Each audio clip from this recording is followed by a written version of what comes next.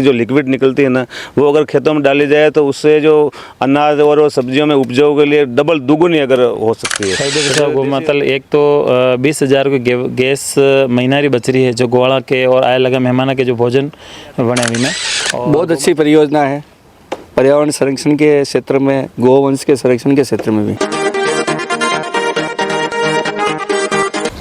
जय हिंद, मैं हूं लक्ष्मण सिंह राठौड़ और आप देख रहे हैं जयवर्धन न्यूज़। मैं राजसमंद के सिहाना गांव में पहुंचा हूं और यहां पर आज स्वच्छ भारत मिशन को लेकर, स्वच्छता के कामकाज को लेकर और अलग अलग जो प्रोजेक्ट हैं उनके निरीक्षण को लेकर एक जयपुर से विशेष निरीक्षण दल आया है, जिसमें निदेश कुमार जी यादव यहां पहुंचे हैं और हम भी उनके टीम के साथ यहां पहुंचे। तो यहाँ पर सबसे बड़ा कि स्वच्छ भारत मिशन के तहत जो गोबर गैस प्लांट हैं उसका निरीक्षण किया। हमें भी बहुत ही अच्छा लगा। वास्तव में ये एक प्रेरक प्रोजेक्ट हैं जिसको अन्य लोगों के लिए भी अगर सामुदायिक स्तर पर भी कर सकते हैं, व्यक्तिगत स्तर पर भी इसे लगा सकते हैं और लाखों रुपए का फ़ायदा मिल सकता है। पहले तो ये प्रोजेक्ट कितने का है, कब लगा है, उसको लेकर जानते हैं जो विभाग के तकनीकी अधिकारी हैं। क्या सुपना आपका? कुलजीत सिंह पाटी। अच्छा, ये क्या प्रोजेक्ट है, कितना इसमें लागत आई, कब बना? ये स्वच्छ भारत मिशन ग्रामीण योजना अंतर्गत स्वीकृत है 85 क्यूबिक मीटर का प्लांट है, गोवर्धन परियोजना। ये फरवरी 2024 में पूर्ण हुआ है और इसमें 40,31,000 रुपये की स्वीकृति थी और ये कार्य पूर्ण हो गया है और गोबर गैस बन रही है। कब कंप्लीट हो गया ये? फरवरी 2024 में कंप्लीट हो गया था सर। अच्छा, क्या इसके बाद की क्या स्थिति लगी आप? इसके बाद में गौशाला में गोमाताओं के लिए लापसी और जो यहाँ पर ग्वाले हैं उनके लिए प्रतिदिन का 100 व्यक्तियों का खाना बन रहा है सर, गोबर गैस के माध्यम से। अच्छा, और बाकी खाद और के अलग जा रहा है, वो अलग है? जी सर, बिल्कुल। ये चीज़ वास्तव में अभी हमारे साथ में सरपंच प्रतिनिधि भी हैं। अजय लाल जी, ये किस्त जैसे लगी, आप इसमें भी जुड़े रहे, पंचायत से भी जुड़े रहे, कैसे देखते हैं इसको? वो बहुत अच्छा लगा साहब, ये योजना इस गौशाला के लिए एक अच्छी योजना साबित हुई। तो अब यूँ लग रहा है कि इसको देख के दूसरे लोग भी मोटिवेट बिल्कुल हो रहे हैं, बिल्कुल हो रहे हैं। इसमें मेन तो अभी प्रचार नहीं हो पाया, बाकी इनकी जो लिक्विड निकलती है ना, वो अगर खेतों में डाली जाए तो उससे जो अनाज और वो सब्जियों में उपजाऊ के लिए डबल दुगुनी अगर हो सकती है। जैसे देसी अंग्रेजी दवाइयों से जो नुकसान होता है ना, वो अगर ये डाले तो उससे डबल फायदा होगा। लेकिन अभी प्रचार नहीं हो पाया, धीरे धीरे आगे बढ़ेंगे। बिल्कुल। अभी स्वच्छ भारत मिशन के जो अधिकारी हैं जयपुर से निरीक्षण के लिए आए, निदेश जी हमारे साथ में हैं। आपने देखा इसको, ऑब्जर्वेशन क्या?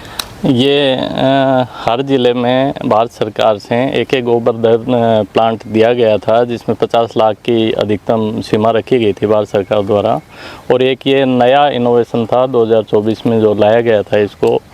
तो काफ़ी ज़िलों में ये बने भी हैं, पर ये सियाना वाला जो लगातार, क्योंकि इसकी हर महीने क्रियाशीलता की रिपोर्ट भारत सरकार का जो पोर्टल है उस पर दर्ज होती है, जिसके अनुसार पिछले महीने की रिपोर्ट के अनुसार 2040 क्यूबिक मीटर गैस का इसमें उत्पादन हुआ है।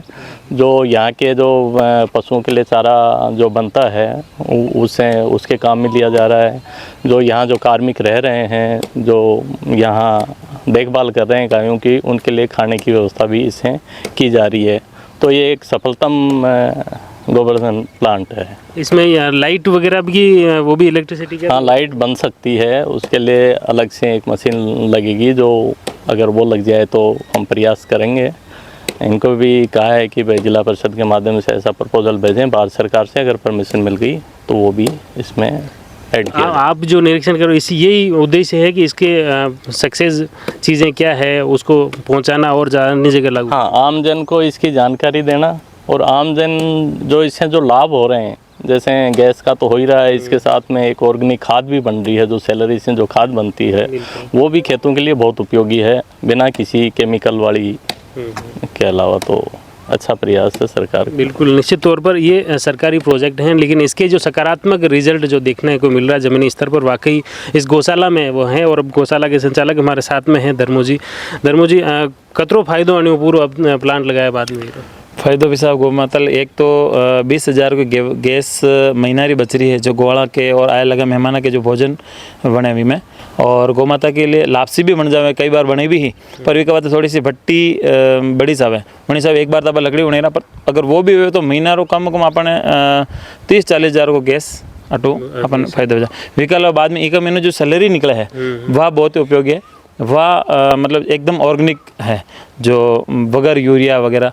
तो वह वणियों के बीमार जो गौ माता है वणार वाते हरो चारो वणी, तो वो गौ माता ने खूब लाभ दी। और जैसे ना भाई यूरिया वाला चारो बाहर खरीदा व्यूँ गौ माता ने दस्त वगैरह लागे क्योंकि बैठी लगी है जो सिरे से पीड़ित है, तो वणा ने यो चारो जिम्मा वाते खूब लाभदायक है। या जो माने आप बेचो भी हो खुद नहीं अतरो तो कई वेविक होने अटे तो रोज 3-4 गाड़ी लागे, तो एक गाड़ी अटू तैयार वे जाई।